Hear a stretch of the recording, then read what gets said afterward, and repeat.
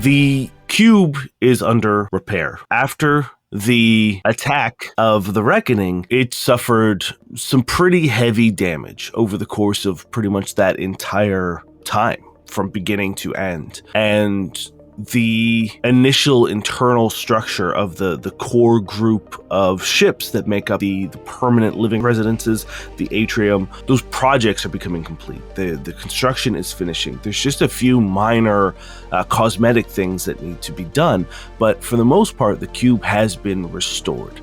Memorials have popped up in places where lives were lost, but deep in the bowels, in the layers between the ships, we see a foot splash into a puddle of murky water. We see a figure running full tilt down through these industrial corridors. A blast of steam from one of the vents breaks line of sight as we see 3 people in crimson armor and these helmets that have a cross section.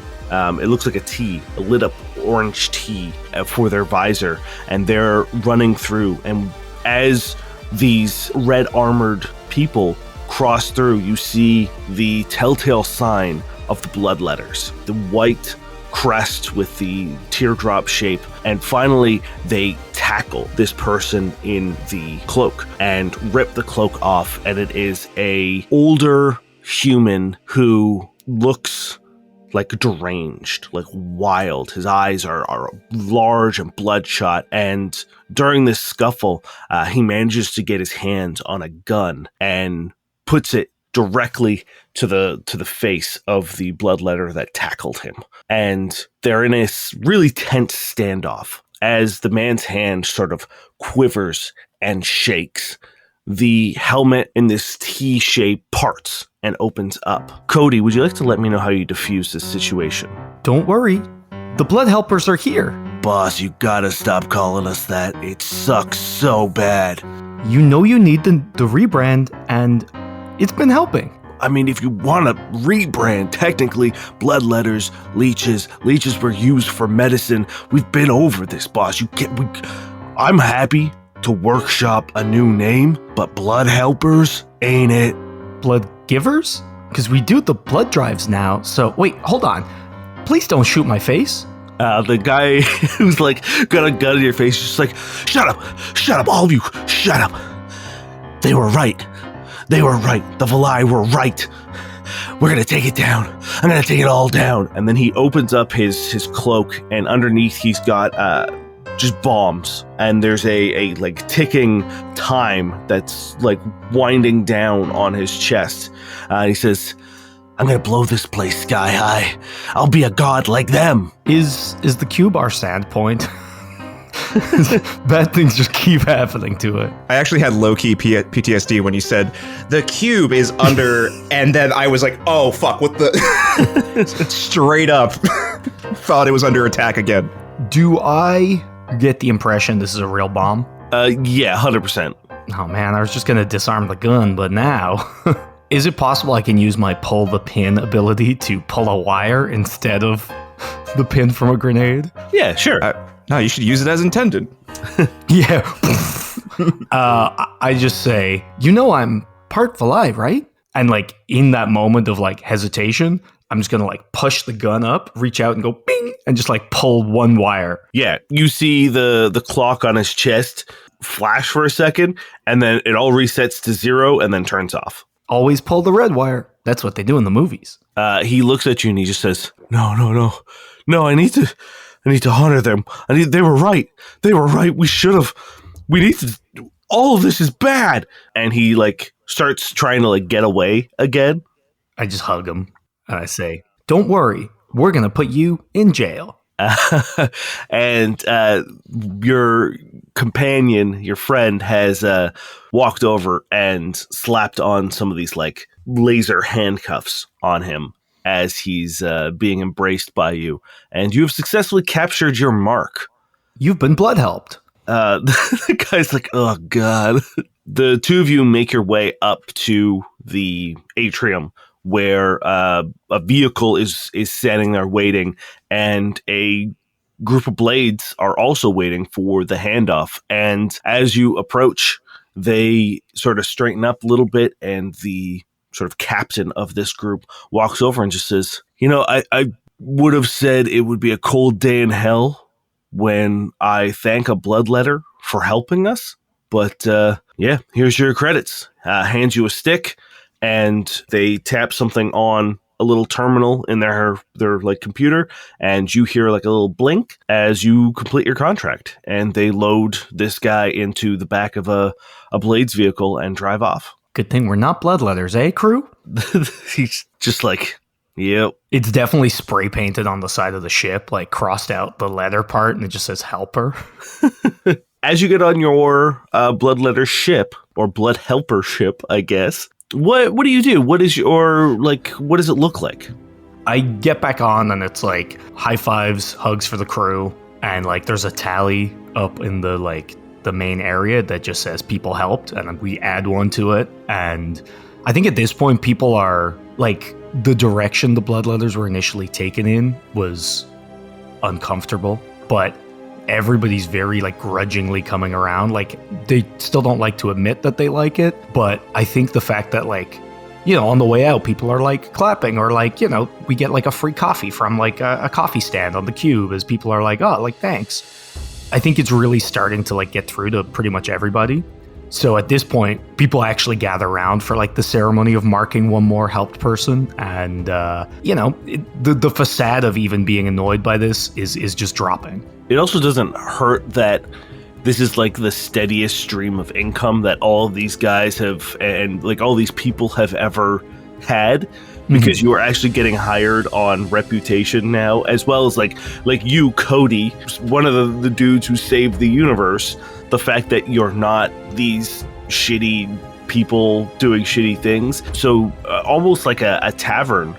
And I feel like we have links through Astrid. It's a lot of our jobs. It's almost like a different branch, or an extra arm of the Tavern Oversight Guild, where we're definitely working in tandem with them.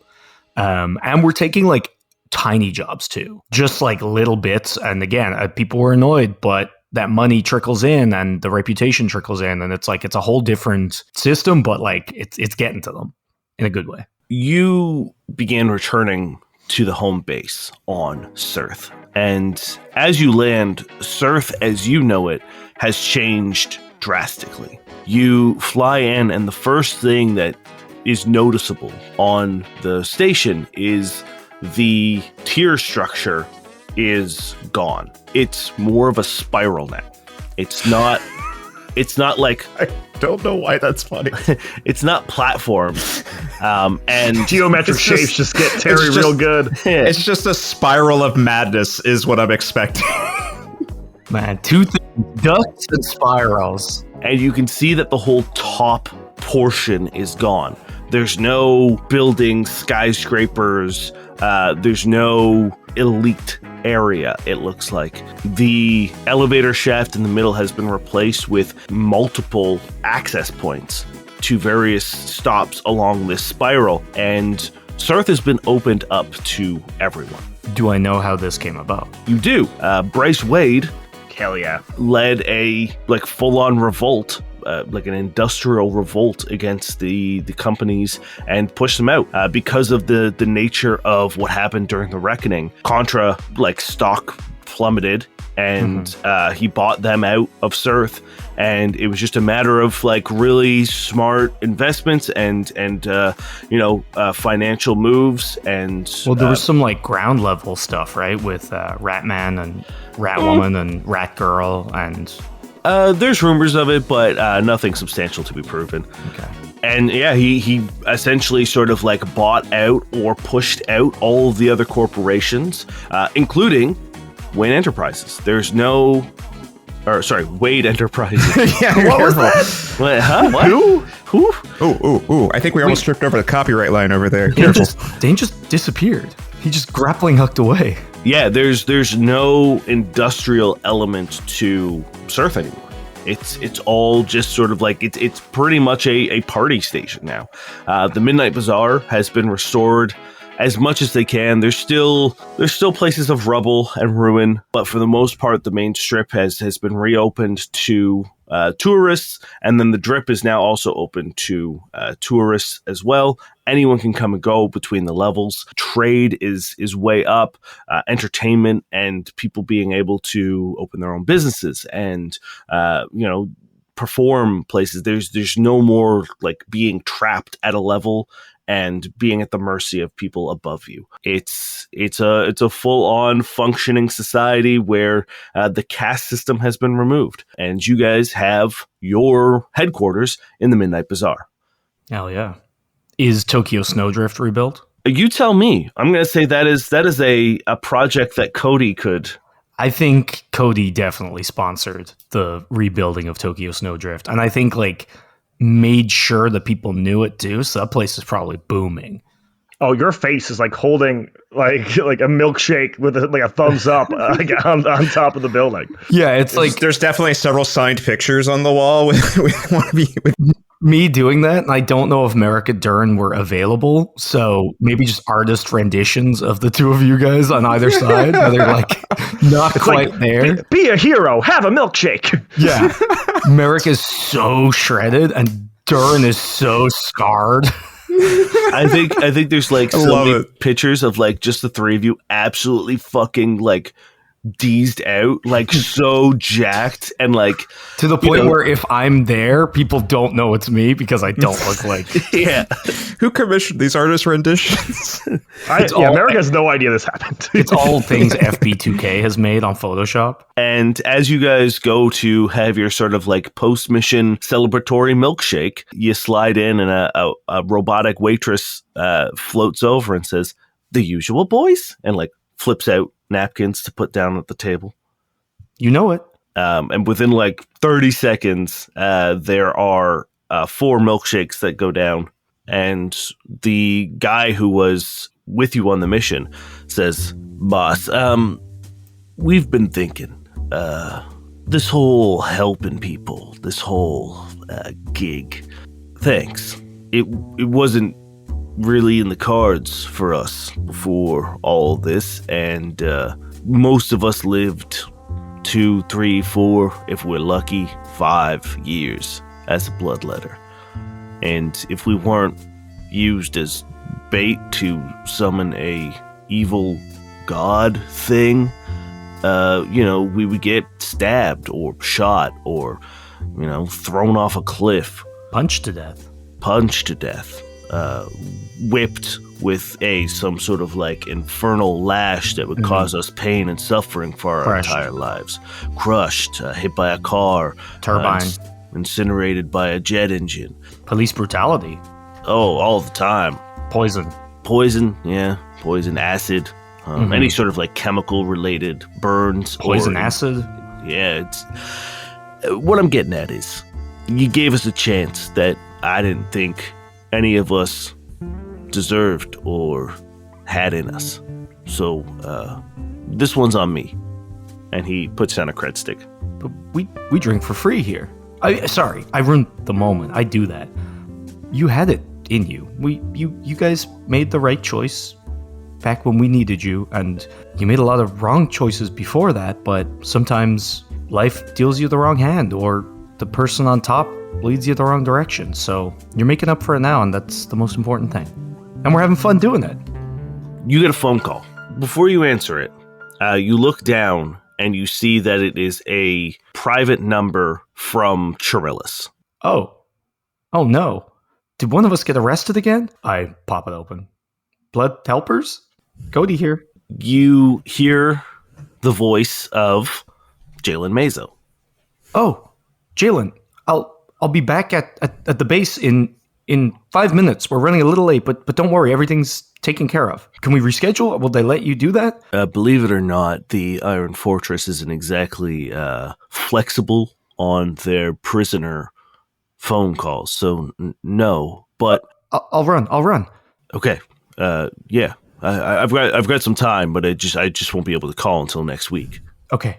I grab my milkshake and I kind of like fist bump the boys and the girls and start to run. Merrick, Yes. you feel the razor sharp pinions digging into your chest, breaking the skin, the weight heavy on your chest as you hear a low rumble. And as you awake, you see the beast that is currently mounted you. And the small silver tabby is kneading biscuits into your chest and purring, as is your morning ritual with your adopted cat, Helen. It just keeps making little biscuits on you and purring, and once it realizes you're awake, it like freezes, its eyes go wide, and she just like darts off and runs into the kitchen, and she's like, meow, meow, meow, meow. And you hear some clatter in the kitchen, and from the other room you hear, don't listen to her, she's already been fed. As Azim walks in with a steaming cup of coffee and hands it to you. Thank you. It's strange, after all these years, that we have nothing to do today. Nothing, important. Maybe some small things, but... Azim looks at you, he just says, yeah, I mean, 5 years of reuniting your people and... building a city, diplomatic negotiations with Sonona's Prime and the Federation. So many duels. You'd think after the first 5 or 10 that people would understand that there was no winning, but duel after duel after duel. For our honor, for tradition. God damn it. I always felt bad for, like, the fourth guy when you were fully attuned and you just kind of blew him up. Like, you would think that would be the case, you know what I mean? It's like, be like, oh, he's glowing. Maybe I won't fight him. We should stop. My favorite was the time where I opened a wormhole and I kicked him through it, and then he fell 100 feet from the sky and just went splat. You'd think that would be the one where it's like, hey, look at what I can do. What are we doing here? Oh my god. Unfortunately, they didn't learn. Until they did. No, until they did. I wonder how my sister's doing, now that we left her in charge. He smiles and says, I'm confident out of all of your siblings that she is the one who will do the best job. I'm sure she's fine. And if you want, we can go visit soon. I think it's best we stay away. We were like a hurricane that showed up and brought change and a little violence and powers they couldn't understand. So I feel like now we've given them what we can. We've planted the seed. We have our own day-to-day to do with now here. We have to figure out how to farm. We're trying to farm here, Azin. Why the fuck did we agree to be farmers? You get up with Azin and you walk out to the deck and you see the change of Extium. You see that it is beginning to look like a planet again. You have cultivated a small piece of land and you're on an elevated, I won't call it a full mesa, but you're on like an elevated rocky plateau that kind of curls down into a big open field. But you can see sort of like where the edges of agriculture end, and the red rock of Extium sort of is still figuring out how to produce life.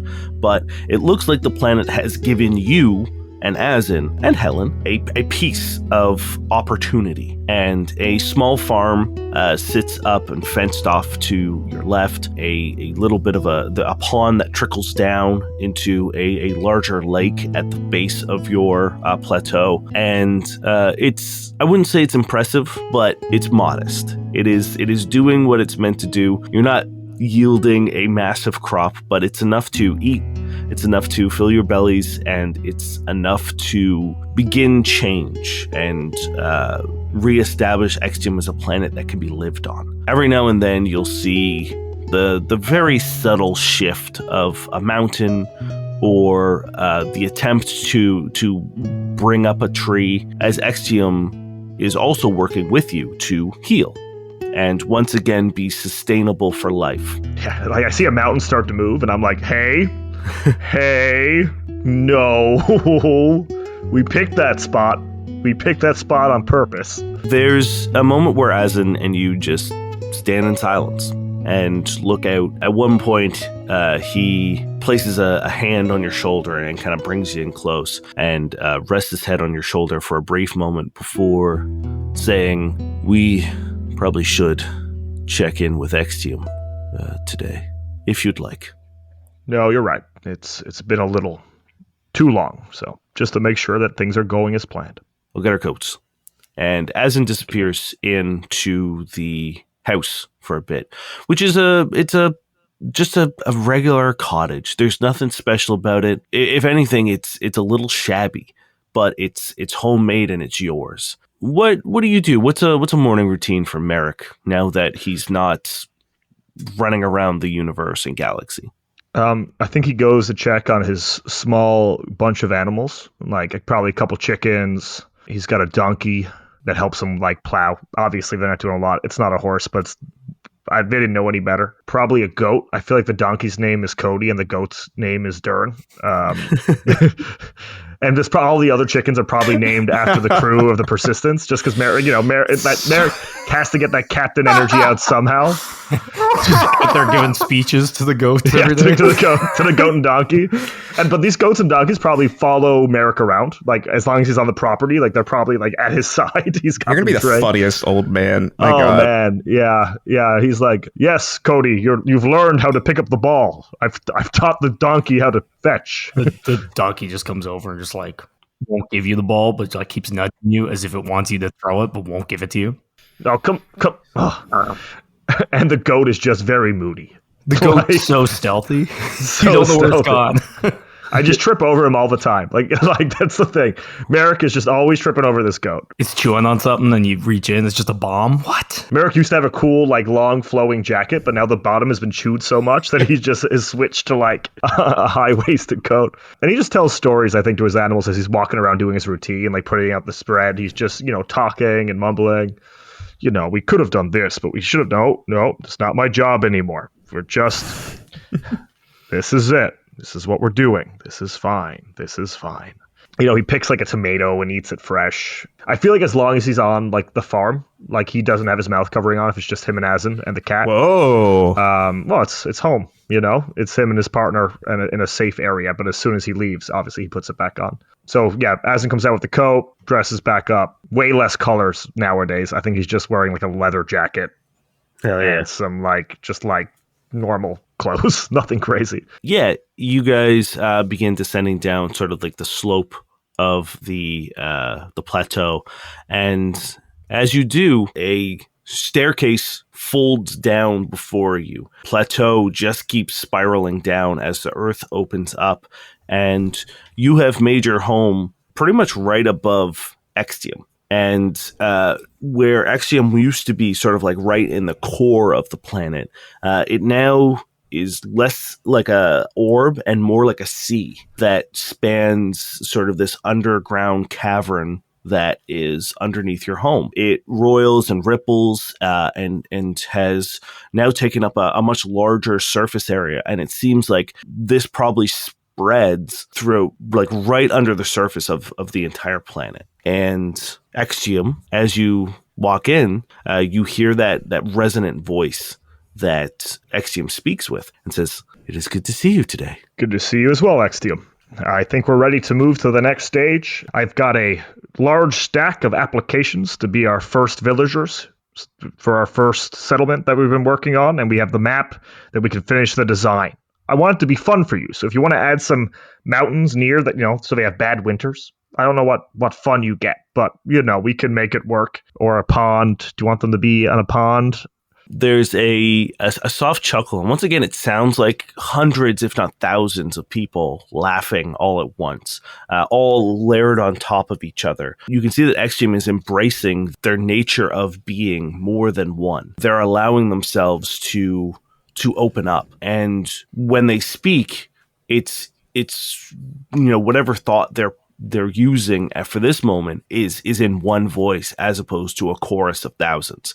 And then when the next one, they're allowing sort of like the individuals that make up their whole have a role in this, and is drawing on the wisdom of a countless number of people. And Extium says, "I don't know if it's wise that our first villagers, our first people, have a difficult winter.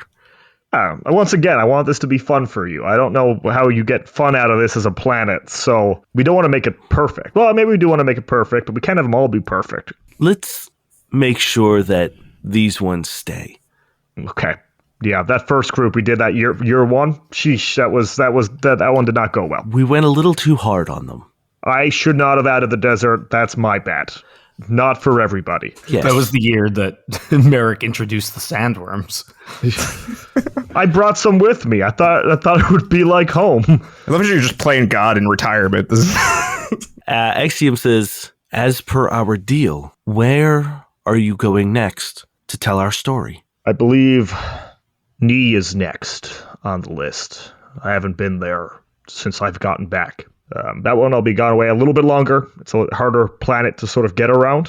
The settlements are a little bit farther apart, but I will be leaving in the next couple of days. Very well. Enjoy the warmth here now while you can. Well, I feel like getting applications while we're away should be pretty easy from Knee. A bunch of outcasts who want a home that is not freezing cold. Axiom, once again, you hear sort of like a soft chuckle and a little bit of laughter.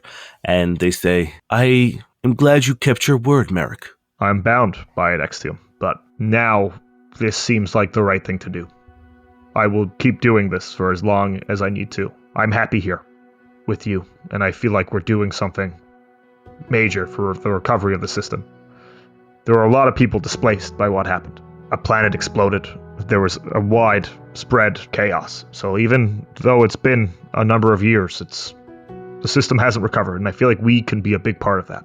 There's a moment of silence as you just hear sort of this like energy sea sort of come in with a tide and a ripple. And then it says, after Knee, I would like you to consider our deal complete, in the sense that I think there are other stories that should be told, and you have a talent to tell them. During your travels, if you learn of the Valai, or anyone worth speaking on, I would like you to take that story with you and share it. Yes, of course.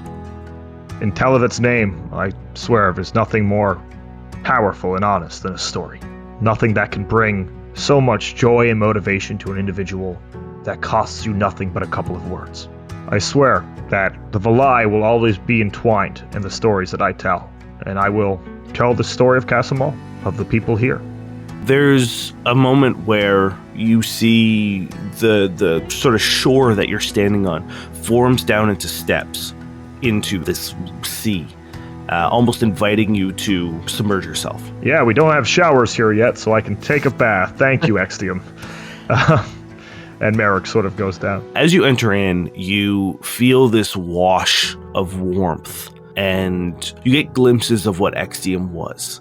You get glimpses of the lives of these people. You get glimpses of Extium themselves, the Valai that gave themselves to secure this planet. And you are sort of inundated where you've been under the effects of the Valai's psychic abilities before, and you've had that like feeling of like the door being knocked before they enter. You've had the feeling of Penetaris busting that door open. This is a different experience altogether. This is one of you feel like you're part of the same house.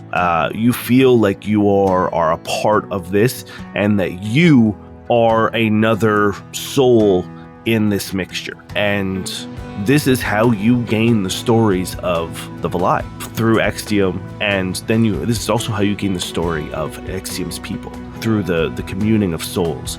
And you see the wisps of red energy sort of like float over you, the motes float around you, and once you sort of have your fill, once you have sort of like the story that you want to tell, you come back out, and Azin hands you your coat again. And as you exit the chamber, the sea cavern under the planet with Extium, Azin says, okay, let me try this one.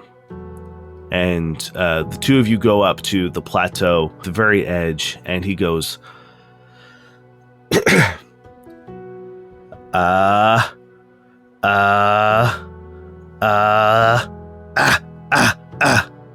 and you see a rumble in the distance as the earth cracks and explodes as a sandworm emerges up and slithers its way to you and curls beside the plateau with 2 seats.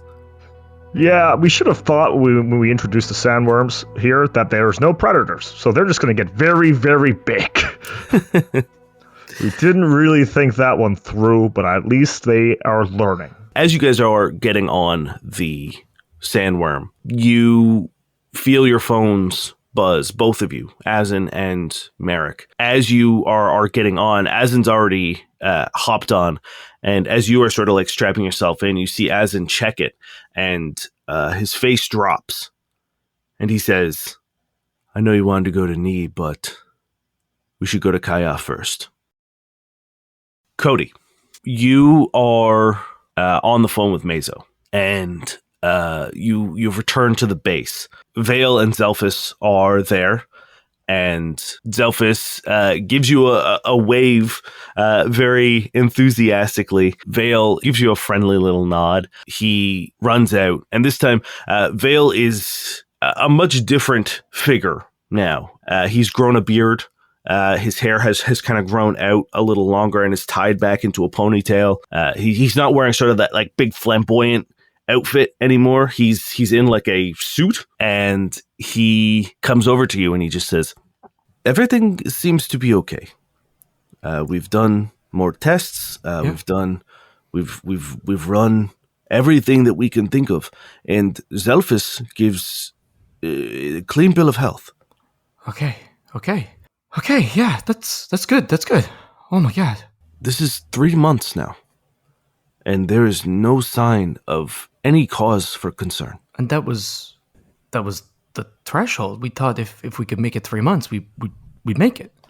Zelphus comes out and says, honestly, the fact that we've made it 3 months this far is, I think we're in the clear. I think we did it. I couldn't have done it without you. I'd grab them both in a big goopy hug. They hug back. Vale has, over the past 5 years, has since stopped resisting and has actually started to enjoy your exuberance. Yes. And Vale puts a hand on your shoulder and he says, what are best friends for? God damn it. I love you, Vale. He smiles and says, I love you too, Cody. I will say Cody does have like a slightly thicker, like his 12 o'clock shadow is now like a 4 o'clock short stubble-y kind of deal, and he has slightly longer hair. Looking a little shaggy. Does he control that? Yeah. Okay. He's like one of those like the Play-Doh people where like he presses like the hair. He controls it, but like not consciously. So it's like if he is feeling like very tired, which he kind of is, it like grows out a little bit. You know what I mean? Makes sense. Yeah. So that's just an example that like he is dealing with a lot. You can see that like it's kind of, he's let himself go a little bit. It's a conscious effort to always keep it. As you guys are talking and kind of celebrating, all 3 of your phones buzz. You assume it's Mazo calling back, but you see that it's Thimble, and they've sent you a text message. And Vale and Zelphus both look at you, and they say, I'm sorry, Cody. We see a field in Kaya. The skies are overcast, and Merrick, you're the first one to arrive as a tombstone sits solo, and Thimble is there waiting. You see that she has taken on some of the like natural quirks of Kaya from her time here. Her tail is covered in moss, ears tip up to small sort of like sprouts, and her hands and claws look more bark-like than skin. And when you get there, she doesn't say anything. She just takes one of your hands and leans her head against you. Cody, you arrive with Zelphus and Vale. You take your place beside Thimble as well. A drop of rain drops down and splashes on the tombstone. It's hard to say how much time has passed while you're here. Jenny shows up, Short Jack. Verdant Guard comes behind you and says, If you are all ready, we're going to begin. And he leads you into the base of Kaya, where kind of where you had that first trial, but now has been set up for a funeral. Most of Kaya is here. It's too full to get everyone in there, so there are people sort of standing outside the tree in a procession, and you guys are given sort of front row seats. I've never been good at these sorts of things. Even that feels too obvious to say. Despite wanting to hide, despite everything, he saw us. He saw me. He saw all of you. And no matter how I try to put this together or how I try to form words, nothing will ever be enough. I knew him in such a short time that doesn't even feel right to give this speech, yet it was put on me. Patience was patient. It was his namesake. It's obvious. And he knew exactly what to say. He was our guiding voice, our teacher. He was kind, he was ferocious, he was wise, and he was everything we needed him to be. When we needed him, he was our light, and when we didn't, he was our joy. And I don't know what more I could even say about him. He did so much more than I could ever imagine. And I can't not think that his legacy will just continue past us. In the guidance he gave, the lessons he taught, the things he helped build. We will pass it on. We will carry that with us. And as time moves on and it forgets about all of us, patience will be remembered. Even if his name isn't spoken, we'll carry him. And we'll pass him on like we should. In how we teach, in how we guide, and how we can be a little bit patient ourselves. Though we only knew each other for such a short time, I will miss you, my friend. And it was truly an honor to be beside you in the end. Durin, as you step down from the podium, Thimble takes your hand, and as you settle into your seat, she rests her head on your shoulder. The funeral goes on for quite a bit. It feels like pretty much everyone from Kaya has words to say, a story to tell, a lesson taught, and it goes through the whole procession. But you guys honor patience.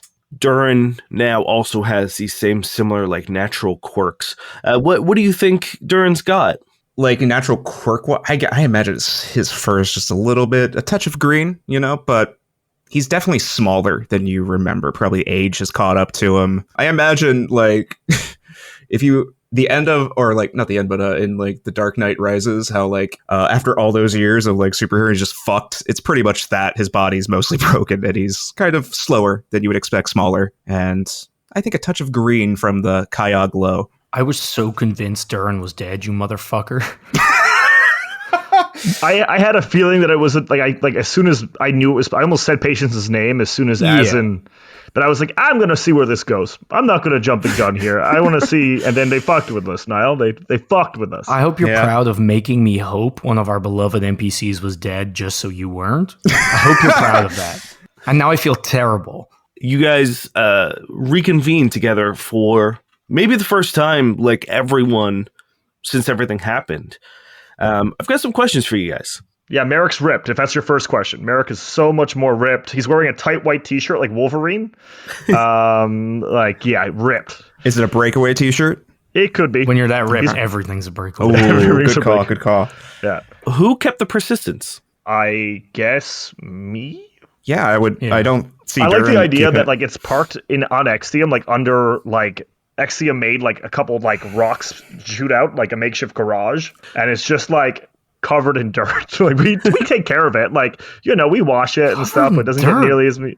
Well, it's the Earth is moving a lot, man. There's sandworms flying around. We gotta talk. We gotta take custody of this. You guys have your own ship, and Durin doesn't go anywhere. He stays here now. He's good. Like he doesn't need that. I'm the only one who travels, so I have to. I was the only one who travels everywhere. I've got a fleet. Yeah, but you have a blood giver fleet or blood keeper helper or blood helper. Here we go. I do like that you have blood drives. That part I think is my favorite. That's really good. The blood letters are also blood givers. I think. Oddly enough, bloodletter does fit the bloodletter blood drive kind of works. We're giving back to the community, literally. Yeah. Now, second, what'd y'all do with the tree? I put it in a box with Durin's name on it at the end of the finale. Oh shit, that's been in the attic for like 5 years. No, I'm joking. I'm joking. Tree's just dead somewhere. Oh shit, just starts digging through. I gave the tree to Durin. No, it got planted. Yeah, okay. Without a doubt. Like, Cool. I imagine... Here on Kaya? Yes, 100%. I imagine... But I think he kept it close because it's not just a tree. It's also a memory. And I think, like, whatever little, like, spot he has here in Kaya, I imagine it's, like, out in front, I think. How quick does that thing grow? That's a great question. He didn't think about that. Hey, if you remember, Patience got his name because he tended to the tree. So it's a long fucking time. Okay, so we're good. The tree is now sort of like a sapling. It's not fully grown by any means, but there's been a place where you have worked with the Verdant Guard and the mages and the druids of Kaya to find sort of the perfect spot, one that serves as reverence to both Patience, to Kaya, to the Valai, to you. You find this like beautiful open clearing to bring another world tree to Kaya. The shadow of the destroyed tree or the killed tree still stands, and people don't look at it as a sad thing. Everyone knows that things are a cycle. Life and death are part of the natural world, and a tree dying is just an opportunity for it to serve a new purpose. And that's kind of what they've done. Now that it's dead, they're able to carve into it and make housing and have brought in a bunch of refugees from the Reckoning. There's a ton more people living in Kaya. It's more of an actual city now than like an enclave. The previous Kaya is just as vibrant as it was when it was alive. But you guys have a little crew reunion. You can see Shortjack now has like 2 royal guards, a woman and a man that are by his side like 24/7, despite the fact that like it is very obvious that he's trying to like shake them at times, but like they're so good at their fucking jobs that they're like with him. At one point in time, you see the throne that you guys found in the nobles being loaded onto his like palatial royal ship. And he looks at it and just says, I've been meaning to like pick that up for years now, but it seemed kind of like douchey to come to a planet just to be like, hey, I'm here to get my chair. But I mean, I guess while we're here. It was just kind of sitting there just taking up space anyway. I mean, you could have just came pick it up. Yeah, I've been busy, man. It's running a place, being a king, it's fucking hard, guys. Hey, guys, being a king is hard. Being a warlord is hard enough. I can't imagine what it's like for you. Well, you're a warlord? Well, like a nice one. Oh, okay. Look, I point out all the bloodletter ships. I'm like, look, the blood helpers. This is me. Oh, yeah. I mean, I wouldn't really call you a bloodlord. I mean, or a warlord. Bloodlord. I was sort of a warlord too for a little bit. Yeah, it's a nice term. For a hot minute. I like it. Okay. What would you say? Like mini king? Hey, now. No, that feels offensive. The 2 guards. That feels a little offensive. The 2 guards, like, Can we not call the king that? change, like... I'm saying, would you call me a mini king? I'm not calling you a mini king. That wasn't clear, Cody. We gotta, when you're throwing those words around, you have to be very clear about the target. The guards still don't like it. Although you kind of are one because you're the short Jack, so maybe short king. No, I didn't say it, guards. I just thought it. Thought crime is still a crime.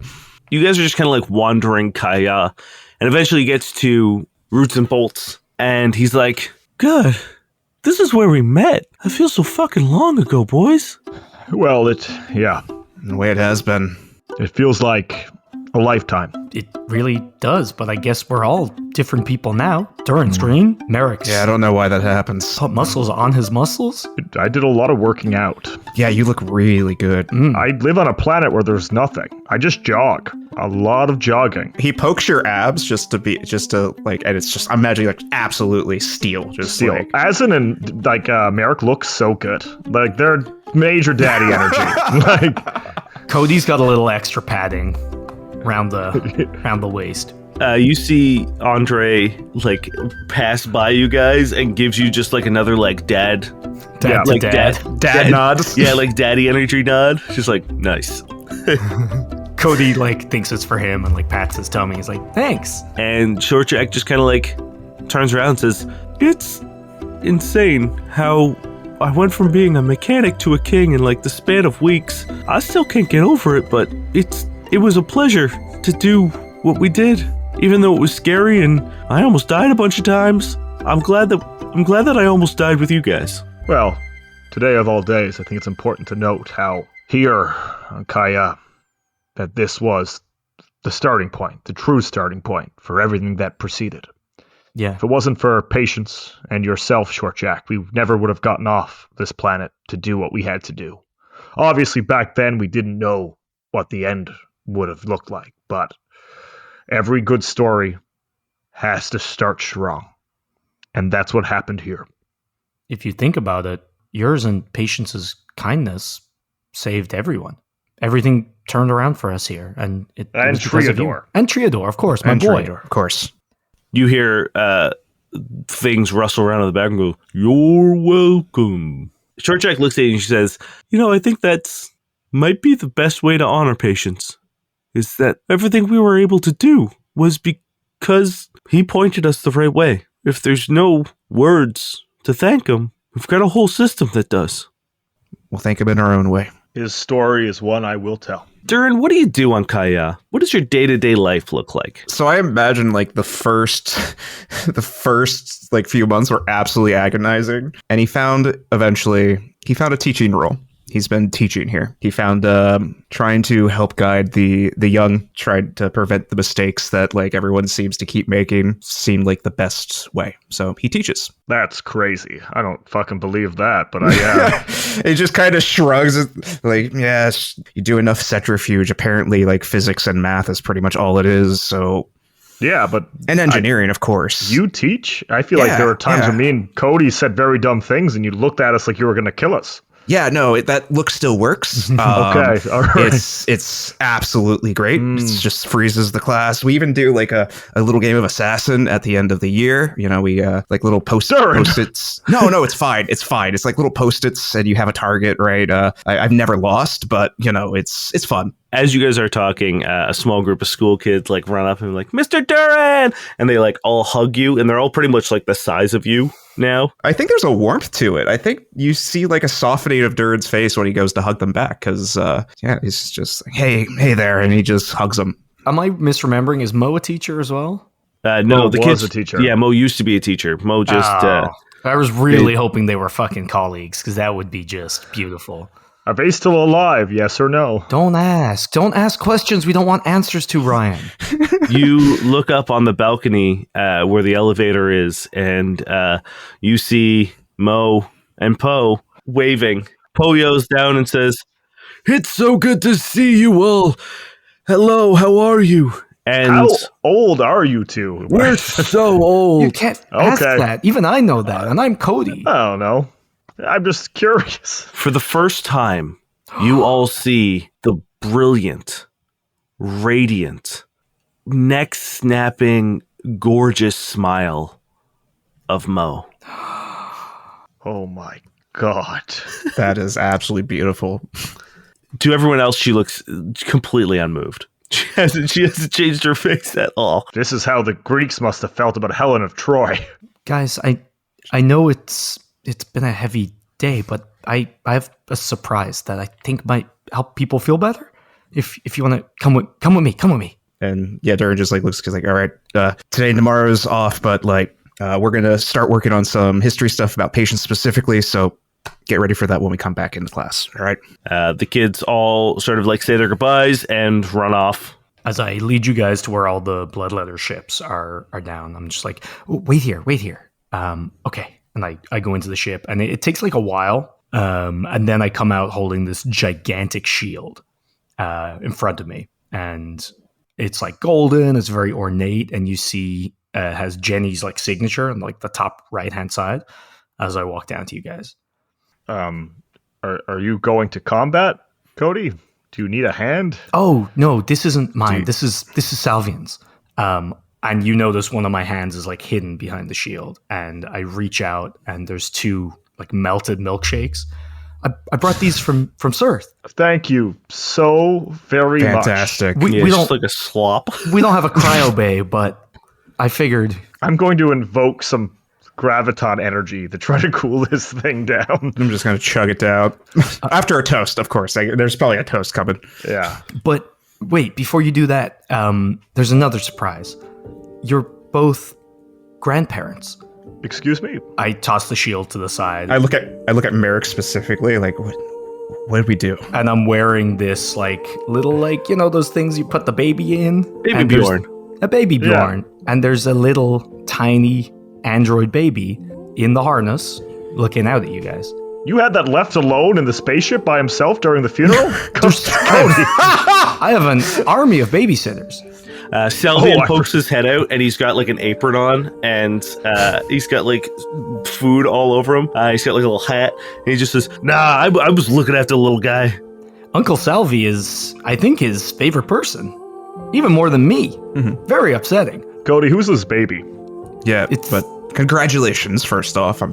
You seem very happy, and this I would wait to is see great. where this goes, Darren, before you offer those. I am at the age where I'm just going to be proud of him and move on. That's where. It's Alpha. Excuse me? You Yeah. fished a baby out of your brain? Me and Oh, and that's Zelphus interesting. and Dr. Ross and Vale and sorry, but even Azan helped in secret and As in, He just gives you like just a shit-eating grin. we managed to get the spark. I talked to Alpha. I managed to find him in the meditations, and we knew this wouldn't be him, but it would be him. You know, it's his essence, but he's not gonna remember who he was. But now he can grow up. He can live, and this is him. Merrick goes over to, I guess, puts his head down to be parallel with the baby Alpha. And he sort of pokes his belly with his finger.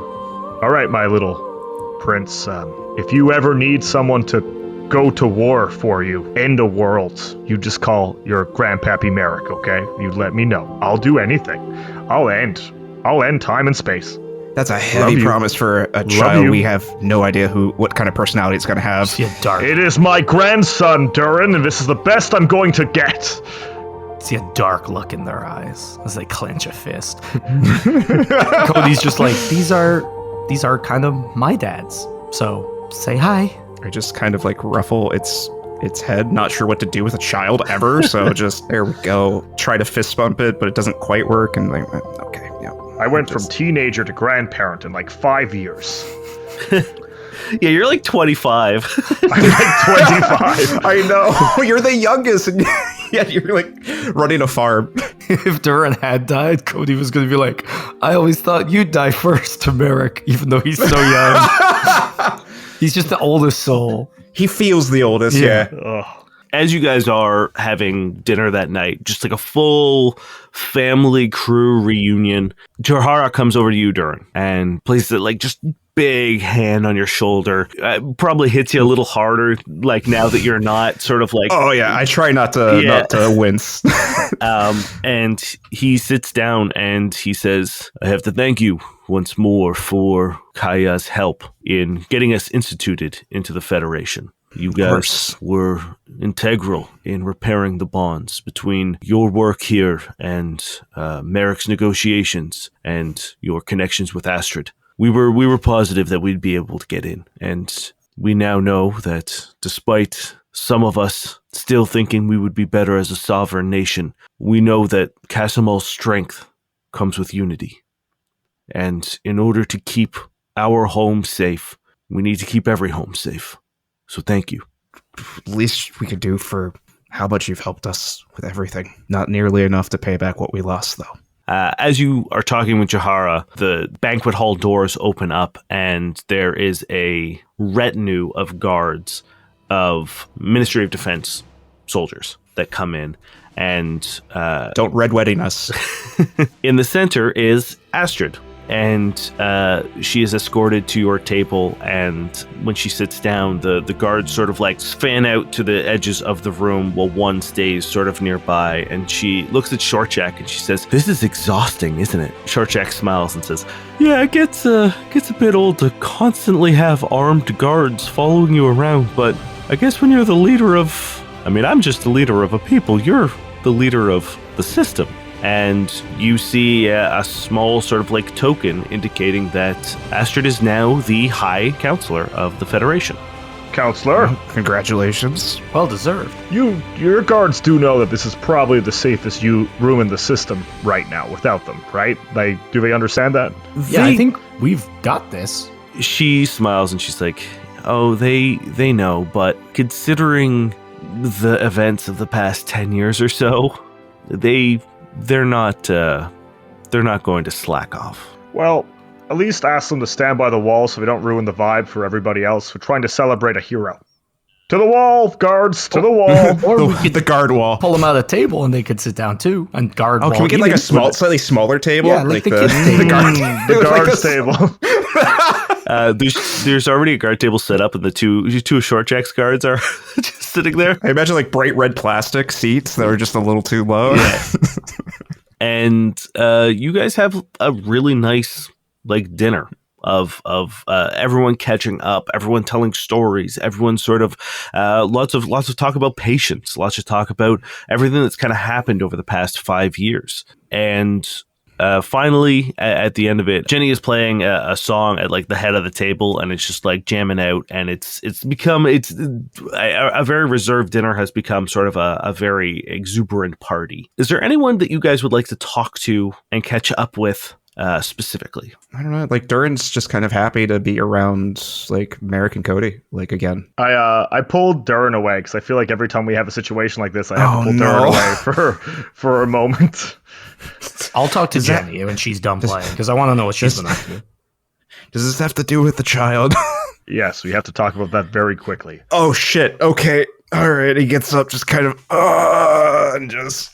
Are we okay with a child being raised by Cody and a bunch of mercenaries? What are we? I mean, no, but what are we gonna do about that? I don't know.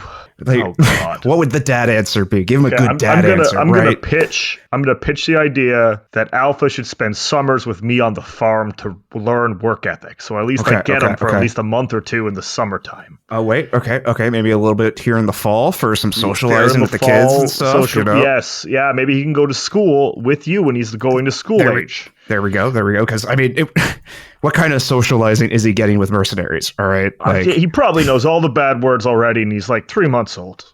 How old is he? Is he 3 months? I don't know. It's my guess. He's very small.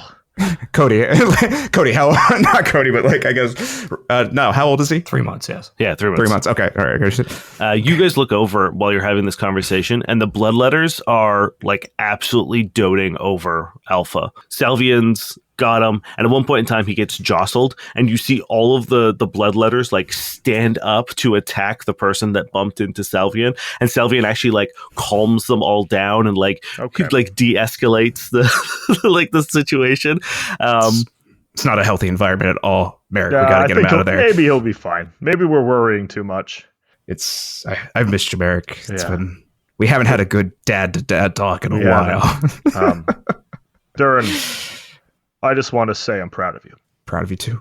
Came from such a place of hate. To see you to be accepted, to be teaching and preaching love, to be stepping into the biggest shoes of all time, but to do it with pride. I'm proud of you. You've blown expectations out of the water. Wouldn't have been able to do it without you, man. Once again, if you ever want to come visit me in Asin and play God for a little bit, it is nice and fun.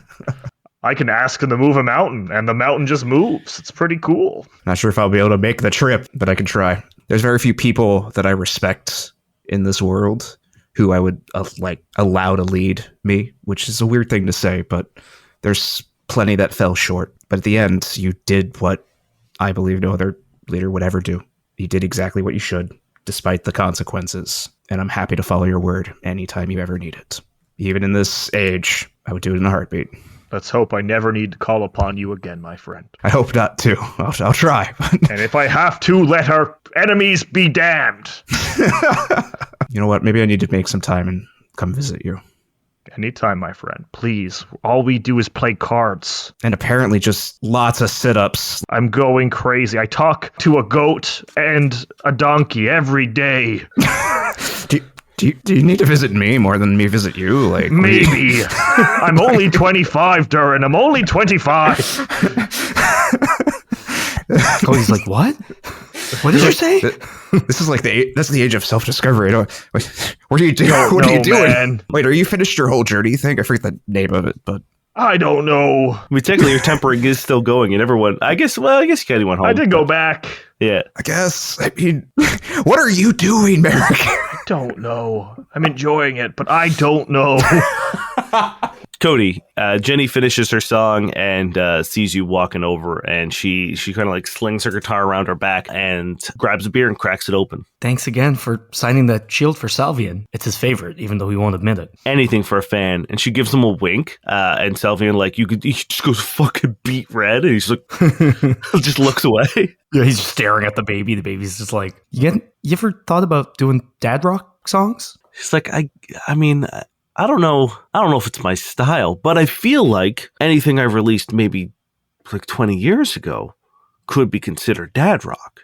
I was thinking a concept album about a little android baby. Okay, you know that I'm not like your personal musical scribe, right? Like I can't just make music about you all the time. I have like an album where like half the songs are about cool shit that you guys did. But I kind of got hooked on them, and now I need more. Are you telling me I have to do more cool shit? Because I'm so tired. Also, no, I don't want you. Don't put your baby in positions where I would want to write a song. The testament to you being a good father. The baby is never going to be in danger. It's like the most serious thing Cody's ever said. But what I'm saying is I'm not writing songs about a safe baby. That's fair. Right? But that could be like counterculture. People aren't expecting songs about a safe baby. They're expecting songs about like a dangerous baby. Dangerous Baby does kind of slap for a song title, though. As does Safe Baby. Yeah, that's fair. How have you been doing? You look good. You sound good. Thank you. I was tempted real hard to go back on the road, but I think retirement suits me quite well. Also, when I say retirement, obviously I mean from performing. Management, however, is booming, and she flicks open her phone and shows you sort of like all of the current number one songs that she has helped produce from artists that she manages. And she says, I like behind the scenes. I've had my time in the spotlight. It's time to share it. Yeah, it can be a shitty industry. I know you know that. So I think it's pretty cool that the people have a champion in you. She nods and says, yeah, if I can make sure that what happened to me and to some of the other artists, to a lot of the other artists, if I can stop that from happening for at least one person, then yeah, I've done my job. Hell yeah. To making the world a better place, one thing at a time. Oh, before I forget, she reaches into her pocket and pulls out 3 VIP badges to a concert. And she says, give those to Salvium for me, will you? I know he was asking about it. If you kill my babysitter from sheer excitement, Jenny. Oh no, then I would have to babysit Alpha. Uh-oh. You're allowed. I'm going to rope in his granddads too. I was thinking maybe we could like, when he grows up a little bit, he could spend like summers at the farm with Merrick maybe. And like, I think Merrick could teach him like work ethic. And then he could come here and learn shooting from Durin. He's going to be so good at it. She smiles and the party continues. You guys are definitely the last people standing. Crew of the Persistence. Zelphus is passed out in the corner just from exhaustion, not from alcohol. Just a really tired guy. He has a kiddie pool so he doesn't like lose his body. Yeah. It's just in the shape of a person. The night sky is just full of stars out here in Kaya. And the three of you share a quiet moment together. And it's hard to say when the next time you'll see each other is. It's hard to say what the next 5 years have in store for you. But you know, without a doubt, that if you ever needed one another, you had it. All you had to do was call. Same thing with anyone on your crew. Because together you guys went through hell. You changed the course of the universe together. You changed the course of your lives together. And you are inexplicably tied because of it. I want to thank you two from the bottom of my heart, because you saved my life. And I mean that long before the bullets and the knives. Merrick, if you hadn't taken me from that locker, and if you guys hadn't been so kind and nice and strong, and I know I was tough to deal with.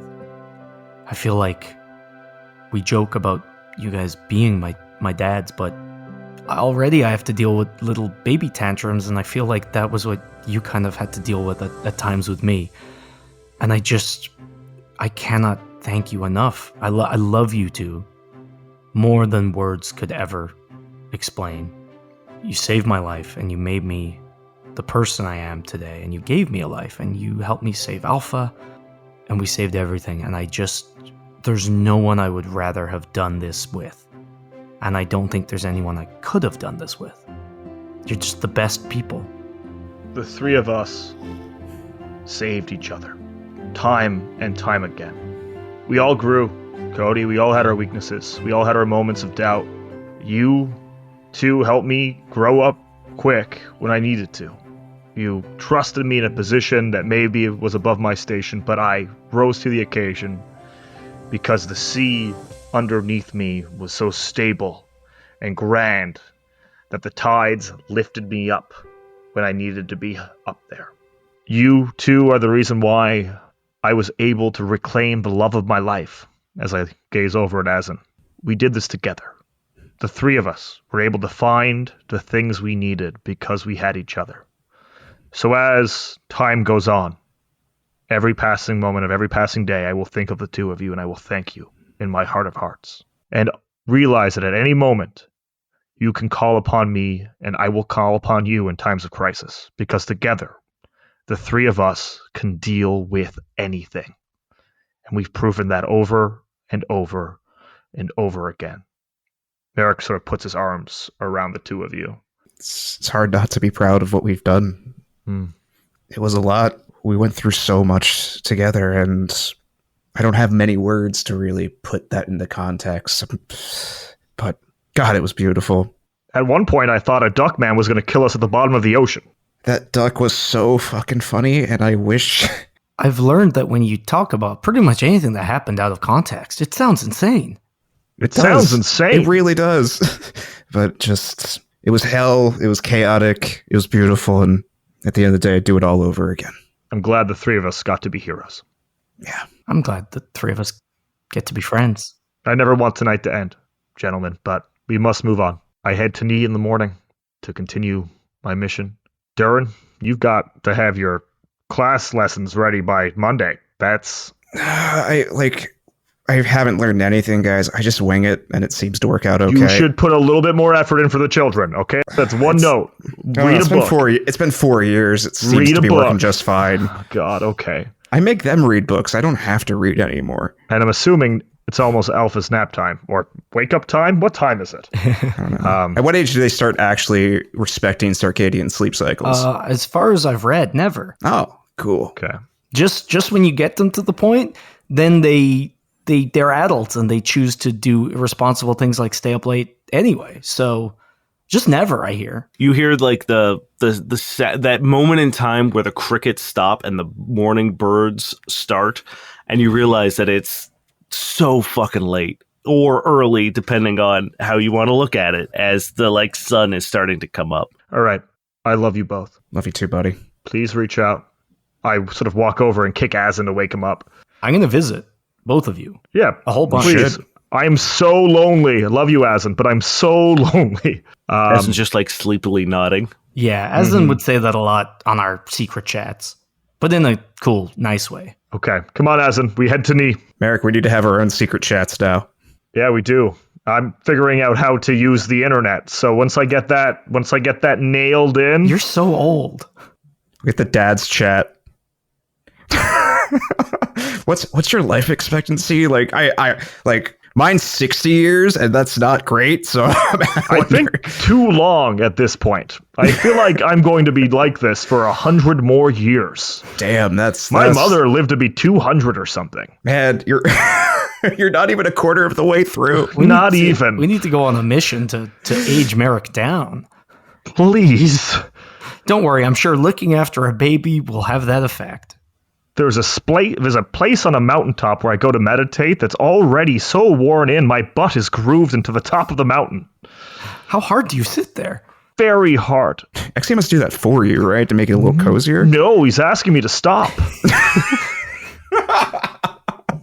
Azin realizes that, like, this will go on forever. So he kind of like, Aslan realizing that?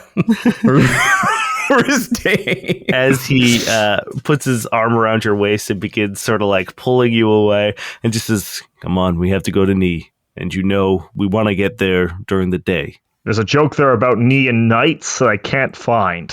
Something about cold nights. Why did I let you drink this much? I have had a lot of liquor. Yeah, just carries you off as they wave goodbye to the two of you. I love you. Salvian pokes his head out from the bloodletter ship, and he's just like, hey, Cody, he's getting real fussy. He needs a song, so come on. Okay, I gotta go sing for my baby. By the way, Mezo says hi from prison. Love you, Durin. Love you so much. I scoop him up and give him a big hug. Yeah, he probably feels lighter than you're used to, and yeah, he hugs you back. He's like, I miss you, buddy. I'm glad you're doing so well. Please visit more often. You're a bit younger than Merrick, so I expect it more from you. Yeah, I'll be here all the time. I'm so happy you're doing well. You look great. Green really suits you, and things just look good for you. I found some peace, and that was something I wasn't expecting. I hope you can find it too. I don't know if I'll find peace for at least 18 more years, but no, it's gonna be more. It's gonna be longer than that, I promise you. Yeah, that's what the books say. Now, I know you've yelled at me for putting my nose in places where it shouldn't belong, but any chance I'll be visiting again for a wedding? Why would there be a wedding? I look over at Thimble. I look over at you. Oh, we haven't put a label on any of that. It just seems to work. I hesitate to do that any further. I clap a hand on your shoulder and I say, I guess some things don't change. Yeah, don't. Let's not force it. I kiss you on the forehead. I'll see you. See you later, buddy. Love you. Miss you. Love you too. Durin, as you're left standing in the courtyard of Kaya, Thimble comes over and slides her hand into yours. She just hugs her close because it's been kind of a tough day.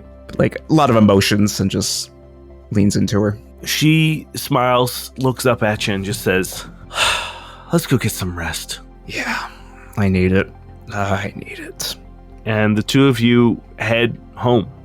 The next couple days, you guys all feel rejuvenated, renewed. Having the people that you went through so much with together again, like, just refills all of your tanks. You teach class with a little bit more gusto. Cody, you're taking contracts that take a little bit more effort, but you and your team are ready to go. Merrick, the bitter cold doesn't bite quite as hard because you're filled with the warmth of love.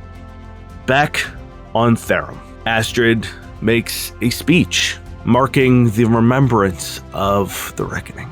She stands out on the Walk of Obligation, the corridor that leads from the city to the Tavern Oversight Guild, the place where her father forced everyone to ever work at the tavern to walk through and see the needs of the people.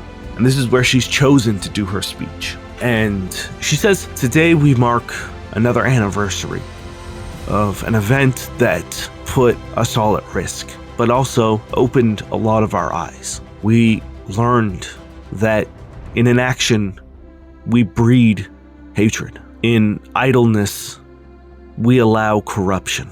And we have pledged to no longer be idle, to no longer be inactive. We have done everything we can to listen to the people. And not just here on Therum, but from one end of Casa-Mal to the next. We welcome in the Sonoran Empire as one of our own. We forgive old hostilities and look forward to a brighter future together. We welcome in the canon of Kakinto. A new day is dawning in Casa-Mal, as it has every day before today. And with every coming day, we have the opportunity to be great. We have the opportunity to care.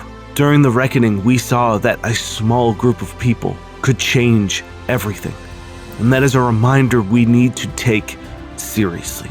No matter how small you may feel your impact may be, it could be enough to start a chain reaction. One that could bring peace, one that could bring love, one that could bring hope. And so long as I serve you, the people of Casa-Mal, that is what every new day will bring for me. And I hope that you will do the same with me. As her speech continues, we see it being watched on a monitor, a strange monitor, one that's sort of curved, rounded on the edges. The signal is weak, fuzzy. It flickers every now and then before dropping out entirely and then coming back, the audio garbled, but still being watched intently. A figure leans in, clad in pure black garments, and we see a smile creep across this man's lips as a hand is placed on his shoulder, and it says, "Commander Aurelius, you're needed on the bridge."